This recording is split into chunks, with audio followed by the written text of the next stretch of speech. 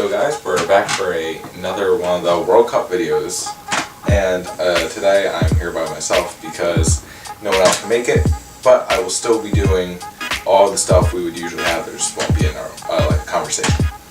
Because it's been a really long time since our last World Cup video, there's going to be a lot more games to cover than usual. It's actually going to be the end of the group stage all the way up to the end of the round of 16, which just happened.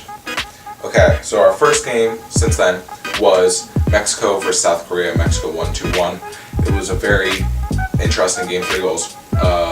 Mexico obviously should have won. They're the favorites. Next was Germany and Sweden. Germany won against Sweden 2-1. I was really happy. It was a really good goal by Cruz in like the last minute. Yeah, he did a really good job with the curling free kick, which was just sort of tipped off by Royce, I believe, and it was a really good routine. Our next game was England versus Panama, and England just completely destroyed Panama 6-1. A very good team performance by England, and they really deserved to win. Our next game was Japan versus Senegal, and it ended 2-2. Both sides deserved to win with 2 goals, but this comes in play later with the tables, as I'm sure you know by now, but with the card situation, that I'll explain later. Our next game was Colombia versus Poland. Really, I was disappointed with Poland this World Cup. I think they had a really good team. I think with all these upsets, with as you'll see later, the Russia, Switzerland and Serbia, some like smaller countries that are doing really well. I know Serbia didn't get out of the group, but they were very good. I really thought that Poland, could go really far with Lewandowski. Now on to Saudi Arabia and Egypt.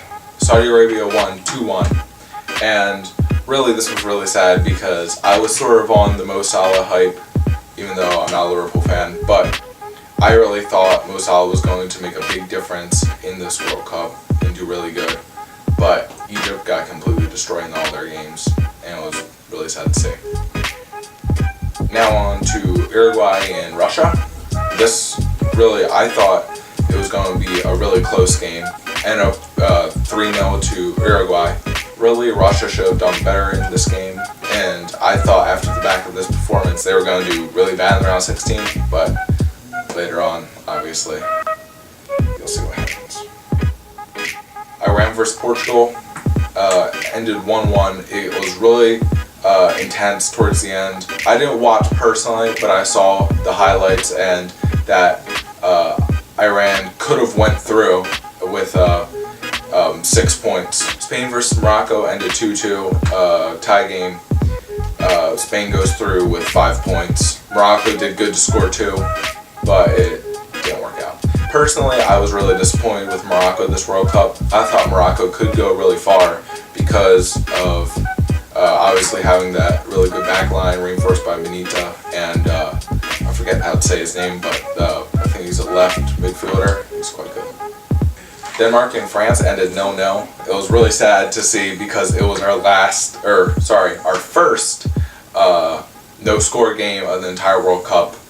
It was like evenly matched, like playing wise. Really, France should have won, but France shows their world class later on.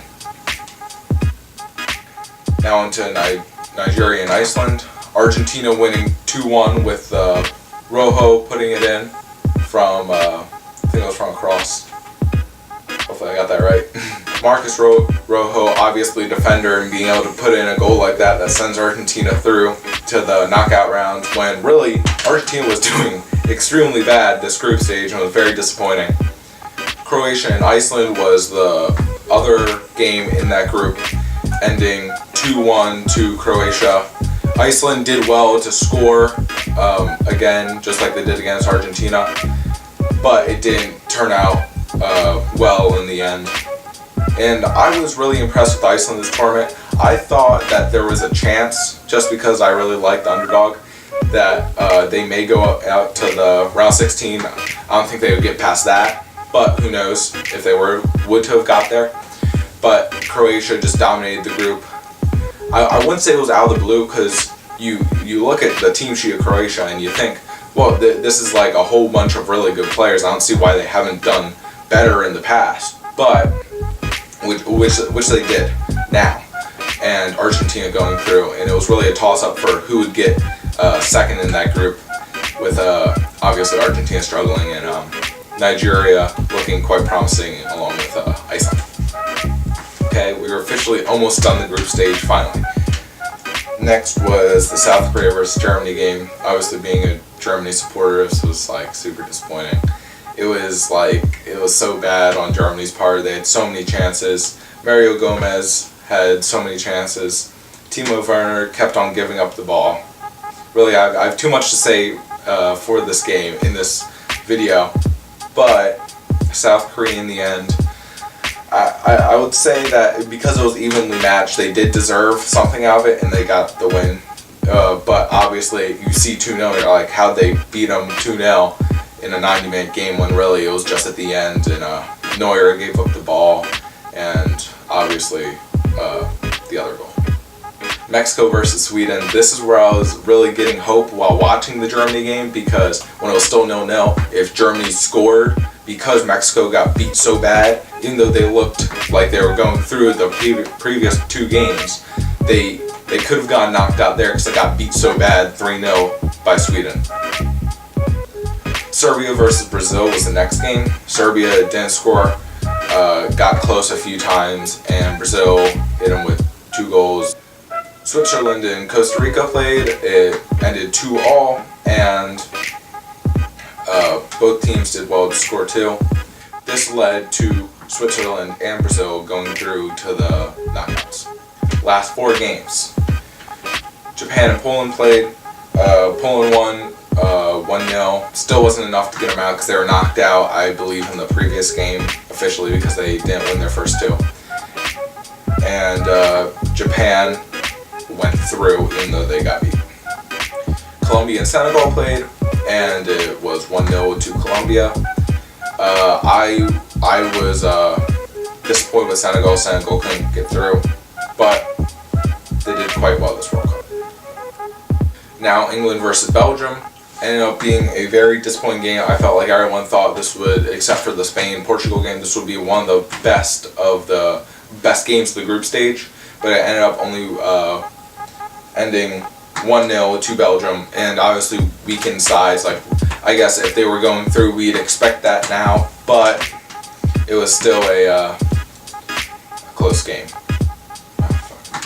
Our last game of the group stage was Panama versus Tunisia. I didn't watch this game, but it ended 2-1 to Tunisia. Now on to the knockout phases, the round 16, which I think I've watched almost every single game. Yeah. So our first game was France versus Argentina. Mbappe Latin pretty much dominated the game with those 2 goals to win it. Argentina looked like they could have came back with Aguero's header to make it 4-3. Even though I feel that Argentina should have started Aguero with Messi, and really they could have gotten something there. Obviously the link up in one of the last minutes of the game. So I feel like that proves something, and I don't know if they have already, but Argentina definitely needs a new manager. In the Pavard goal, the 18-year-old, only his 3rd or 4th appearance, I don't want to get that wrong, of playing for France, and he scores just a wonder goal, and it just hits right off the top of his foot and just curls top left. It was perfect. It was almost as good. Well, I would say it was better than Nacho's goal, even though Nacho's had more power and was more like struck into the goal. Second game of the knockouts was Uruguay versus Portugal. 2 goals by Edinson Cavani, him going off injured near the end of the game, but 2 goals by Cavani made Uruguay win, and Pepe, even though he scored, couldn't do anything to get Portugal through. Now on to one of the most interesting games in the knockout so far, which was Spain versus Russia. Russia played defensive all of extra time and was able to force Spain to penalties. People were saying that it was negative football, that they don't like it that much. Before this tournament, even though they looked sort of like a powerhouse in this tournament, before this tournament, they are not very good. And them going up against Spain, like, you gotta sort of, like, I'm not gonna get on their back too much for parking the bus, because they're such a, not a small nation obviously, but a not so good football team. Russia won on pens with Akinfi, their goalkeeper, saving the penalty by Iago Aspas with his left foot as he dived to his right. Croatia and Denmark played later that day. Denmark and Croatia scored one, and Kasper Schmeichel was able to block a penalty in extra time, bringing them to pens. Although Schmeichel blocked 2 shots in the penalty shootout, he still wasn't able to get his team through. Brazil versus Mexico was the next game. Personally, I had a gut feeling that Ochoa was going to have a clean sheet against Brazil again in this World Cup, and then maybe it would go to pens, or Mexico would sneak it in with 1 goal near the dying moments. Obviously, this didn't happen, and Brazil won 2-0. Belgium versus Japan was the next game, ending 3-2 to Belgium. Japan went up by 2, and really I thought that they had control of the game. Belgium not doing very well. Then Belgium brought back 2, and in the dying moments of the game, Courtois received the corner and then just rolled it out in a fast counter-attack, led to Belgium's goal and their winning goal. Sweden and Switzerland played earlier today of recording this, and it was technically Emil Forsberg's goal because it was a shot on target, but really the Swiss defender put his leg out and it went over and still on target, sadly for the Swiss. It ended for a sad exit for the Swiss. I thought that they could go far with how they were performing, though they came up against Sweden, who's also doing quite well. The final game I will be reporting on today was the Colombia and England game.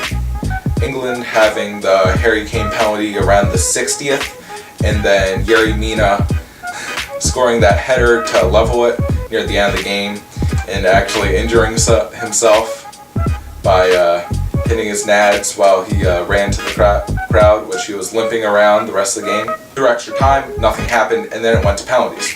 The penalties ended with England winning, and England's penalty shootout curse being lifted for now. Well guys, I hope you enjoyed that video. We'll have probably 1 or 2 more, depending on how we get the videos in, to cover the rest of the knockouts, and maybe a singular one just for the World Cup final. Like, comment, subscribe, and hit that bell icon. Dusty, come over here.